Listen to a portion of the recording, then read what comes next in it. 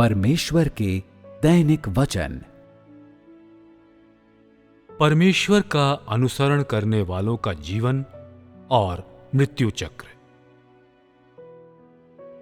आओ अब हम परमेश्वर के अनुयायियों के जीवन और मृत्यु के चक्र के विषय में बात करें। इसका संबंध तुम लोगों से है, इसलिए ध्यान दो। पहले विचार करो कि जो लोग परमेश्वर में विश्वास करते हैं उनको किन वर्गों में विभाजित किया जा सकता है। इसमें दो हैं, परमेश्वर के चुने हुए लोग और सेवकाई करने वाले लोग।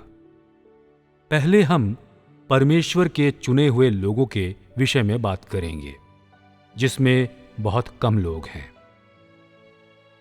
परमेश्वर के चुने हुए लोग से क्या अभिप्राय है? परमेश्वर ने जब सारी चीजों की रचना कर दी और मानव जाति अस्तित्व में आ गई, तो परमेश्वर ने उन लोगों का एक समूह चुना जो उसका अनुसरण करते थे और उन्हें परमेश्वर के चुने हुए लोग कहा। परमेश्वर के इन चुने हुए लोगों का एक विशेष दायरा और महत्ता है। वह दायरा यह है कि परमेश्वर जब भी कोई महत्वपूर्ण कार्य करता है तो उनको जरूर आना है।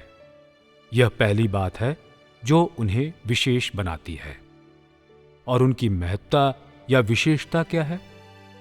परमेश्वर द्वारा उन्हें चुने जाने का अर्थ है कि वे महान विशेषता रखने वाले लोग हैं।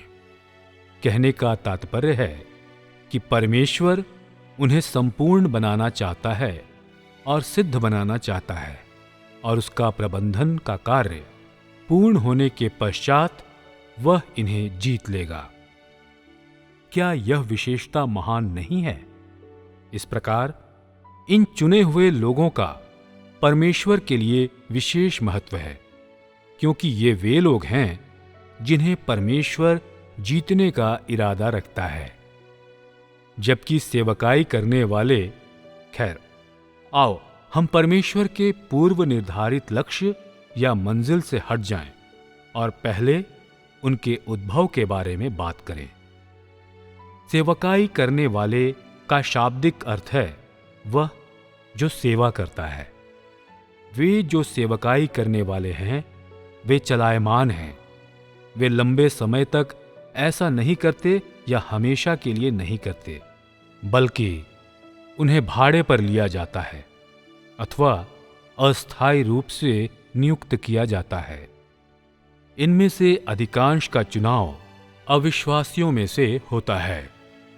जब यह आदेश दिया जाता है कि वे परमेश्वर के कार्य में सेवकाई करने वाले की भूमिका निभाएंगे, तो वे पृथ्वी पर आते हैं।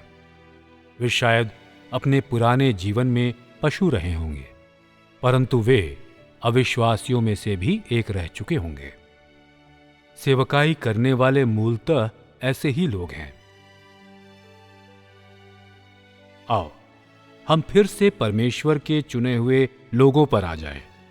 जब वे मरते हैं तो परमेश्वर के चुने हुए लोग अविश्वासियों से और विश्वास के विभिन्न लोगों से बिल्कुल भिन्न किसी स्थान पर जाते हैं।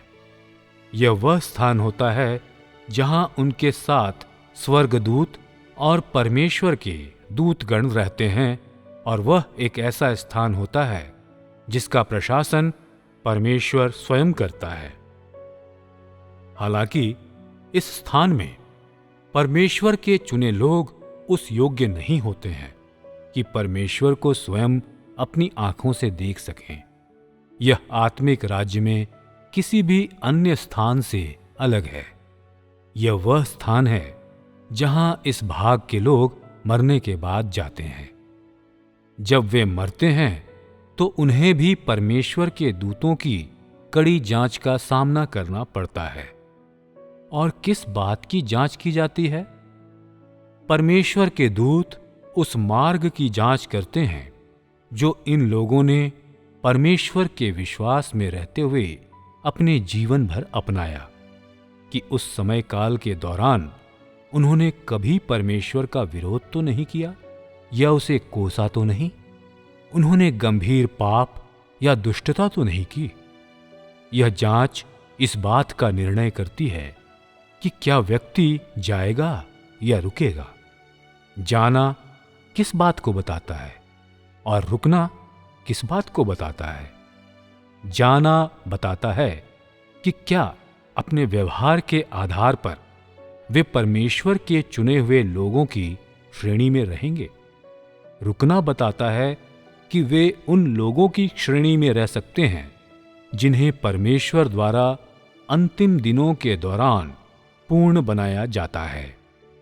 जो रुकते हैं उनके लिए परमेश्वर के पास विशेष प्रबंध है। उसके कार्यों की प्रत्येक समयावधि में परमेश्वर ऐसे लोगों को भेजेगा कि वे प्रेरितों के रूप में कार्य करें या कलीसियाओं का जीर्णोद्धार करें या उनकी सुधि लें। परंतु जो लोग इस कार्य को करने योग्य हैं, वे पृथ्वी पर बार बार उस तरह से जन्म नहीं लेते जिस तरह से अविश्वासी जन्म लेते हैं, बल्कि वे परमेश्वर के काम की आवश्यकता और उठाए गए कदमों के अनुसार वापस लौटते हैं और बार बार जन्म नहीं लेते। तो क्या उनका पुनर्जन्म कब होगा, इस विषय में कोई नियम है? क्या वे प्रत्येक कुछ वर्षों में एक बार आते हैं? क्या वे ऐसी बारंबारता में आते हैं? नहीं। यह किस पर आधारित है? यह परमेश्वर के कार्य पर आधारित है, काम से संबंधित उसके कदमों पर, उसकी आवश्यकताओं पर, और इसका कोई नियम नहीं है। वह एक ही नियम क्या है? वह यह है कि जब परमेश्वर अंतिम दिनों में अपने कार्यों का अंतिम चरण पूरा करता है तो ये चुने हुए लोग मनुष्यों के मध्य आएंगे। जब वे सब आएंगे तो यह उनका अंतिम बार जन्म होगा। और ऐसा क्यों है? यह परमेश्वर के कार्यों के अंतिम चरण में प्राप्त किए जाने वाले परिणामों पर आधारित है, क्योंकि कार्य के इस अंतिम चरण के दौरान परमेश्वर इन चुने हुए लोगों को संपूर्ण रूप से पूर्ण करेगा। इसका क्या अर्थ है? यदि इस अंतिम चरण में इन लोगों को पूर्णता दी जाती है और वे सिद्ध बनाए जाते हैं, तब वे पहले की तरह फिर से जन्म नहीं लेंगे। मनुष्य होने की प्रक्रिया पूर्णतया समाप्त होगी और इसी प्रकार पुनर्जन्म की प्रक्रिया भी। ये उनसे संबंधित हैं जो ठहरे रहेंगे। तो जो ठहर नहीं सकते वे कहां जाते हैं? जो ठहर नहीं सकते उनके जाने के लिए कोई न कोई उचित स्थान है। पहले तो जैसा अन्य लोगों के साथ होता है, उनके बुरे कार्यों के परिणाम स्वरूप जो त्रुटियां उन्होंने की और जो पाप उनके द्वारा किए गए, वे भी दंडित किए जाते हैं। दंडित किए जा चुकने के पश्चात परमेश्वर उन्हें अविश्वासियों के मध्य भेजता है। परिस्थितियों के अनुसार वह उनका प्रबंध अविश्वासियों के मध्य करेगा या फिर विभिन्न विश्वासियों के मध्य। कहने का अर्थ है कि उनके पास दो विकल्प हैं। एक है कि शायद दंडित होने के बाद उन्हें एक विशेष धर्म के मध्य रहना पड़े, और दूसरा है कि शायद उन्हें अविश्वासी बनना पड़े। यदि वे एक अविश्वासी व्यक्ति बनते हैं तो फिर उनके हाथ से सारे अवसर चले जाएंगे। यदि वे विश्वासी व्यक्ति बनते हैं, उदाहरण के लिए यदि वे एक ईसाई बनते हैं, तो उनके पास अभी भी अवसर है कि वे परमेश्वर के चुने हुओं के बीच लौट आएं। इस संबंध में अनेक जटिलताएं हैं। संक्षेप में, यदि परमेश्वर का कोई चुना हुआ व्यक्ति ऐसा कोई काम करता है जो परमेश्वर को पसंद नहीं, तो वे अन्य लोगों के समान ही दंडित किए जाएंगे। उदाहरण के लिए पौलुस को ही लो, जिसके विषय में हमने विगत समय में बात की थी। पौलुस दंडित किए जाने वालों का एक उदाहरण है। तुम सब समझ रहे हो ना कि मैं किस विषय पर बात कर रहा हूं? क्या परमेश्वर के चुने हुए लोगों का सीमा क्षेत्र निश्चित है? अधिकांशतः निश्चित है। इसमें अधिकतर निश्चित है। परंतु उसका एक छोटा भाग निश्चित नहीं है। ऐसा क्यों है?